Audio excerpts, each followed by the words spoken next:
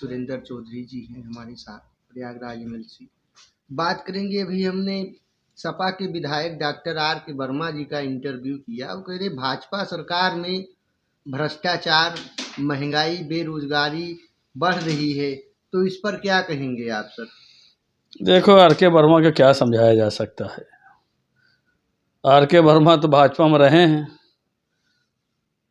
उसके बाद फिर भाग गए समाजवादी पार्टी में, अपना काम किए। अब तक भाजपा में तब तक नहीं भ्रष्टाचार था, नहीं कुछ था, सारा मलाई माल के निकल लिए। फिर वो खर्चा वहाँ कर लिए रानीगंज। तो आए वहाँ साए बोलने की इनकी आदत है। ऐसी समाजवादी पार्टी के लोगों को पता नहीं क्या हो गया है, ये धरातल पर कुछ इनको दिखाई नहीं देता कि भाजपा आखिर में कर क्या रही है। इनका हमेशा भाजपा के विरोध ही करना है। 14 से देश के लिए, 17 में प्रदेश के लिए। ये लगातार इनका पास कोई न मुद्दा है, न कोई जड़ है, न कोई थड़ है।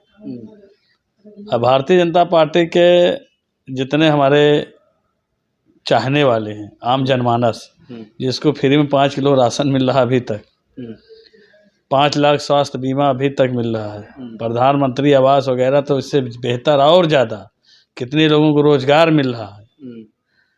गरीबों को कितने रेहड़ी पट्टी की दुकानें से लेके खोमचा ठेलिया वालों को बगैर पैसे, बगैर ब्याज के उनको धंधा बिजनेस शुरू करने के अवसर मिल रहा है। ये प्रधानमंत्री जी आदरणीय योगी जी की देन है। और देश में आज जो हुकूमत चल रही है, निश्चित तौर पर अमन चैन की जो शांति बनी हुई है, सिर्फ अगर बन सकती है तो भारतीय जनता पार्टी बन सकती है। समाजवादी पार्टी तो लूट घसोट के अड्डे के अलावा देश में तो कुछ ये लोग किए ही नहीं। इनके पास न कोई मुद्दा है, न इनके पास कोई टेलर है, न कोई चीज़ की व्यवस्था है कि हम करेंगे क्या। भारतीय जनता पार्टी, अभी तो हम लोग बोलते हैं ना कि टेलर, अभी पिक्चर पूरी बाकी है।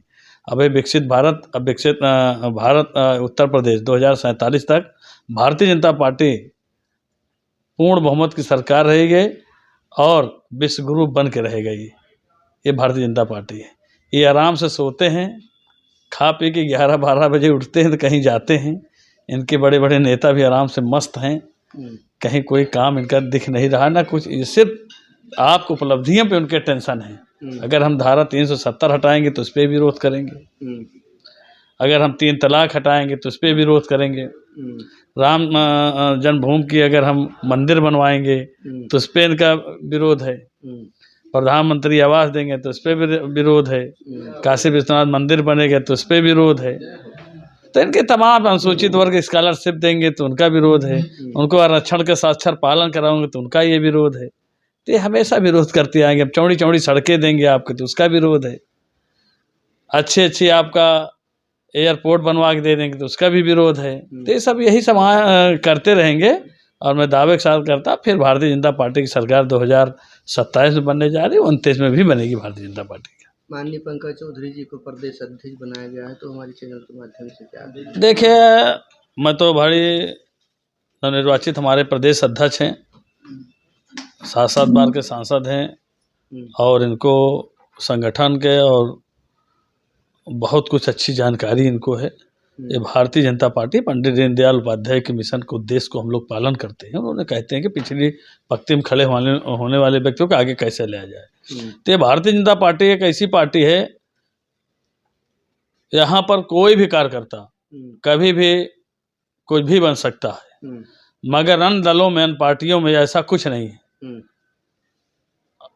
आदरणीय मुलायम सिंह जी के जाने के बाद राष्ट्रीय अध्यक्ष कौन बना, फिर मुख्यमंत्री बना, फिर उनके यहाँ महासचिव कौन है, उपाध्यक्ष कौन है, सांसद कौन है, सब उनके परिवार के हैं। इसी तरीके से कांग्रेस की भी आप जोड़ लो, उनके मरने के बाद कौन बना, फिर राहुल गांधी संभाले, फिर ऐसे ही चलता रहेगा। अब बसपा में भी देख लो, तो उनके जाने के बाद आम जनमानस के कोई और अनुसूचित वर्ग के व्यक्ति नहीं मिला, उनके भाई मिल गए। तो ऐसे ही चलता है भाई। मगर भारतीय जनता पार्टी में हम एक परिवार, एक समूह, यहाँ जो बढ़िया से काम करेगा, निश्चित तौर पर भारतीय जनता पार्टी बहुत अच्छा स्थान पाएगा।